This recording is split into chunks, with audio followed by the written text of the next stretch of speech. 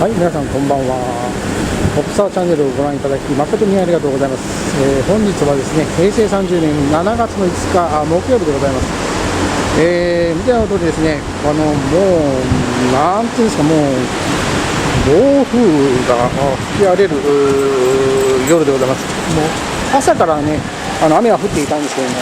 こういうね暴風になるというのは、全然、予想分だにしておりませんでした。もう皆さんね、今学生さんなんですけども、もうすごいですね、風と雨で、もう傘なんかさせられないということで、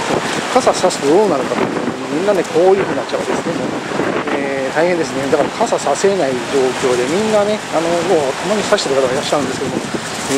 大変なですね、もう暴風です。全然差すこともできません。だから傘が役に立たないっていうのが実情でございますけれども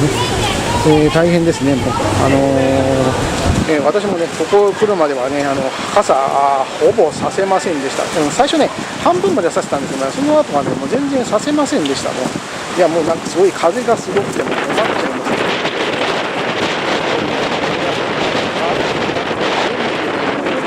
メガネもビデオカメラも、ね、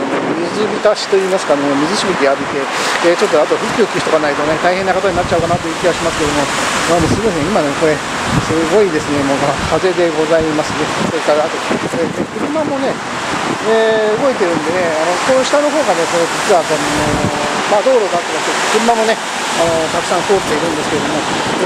車の音とね、なんていうんですか、雨音の音が、ね、全然ね、わからないような感じのすごい暴風でございますね。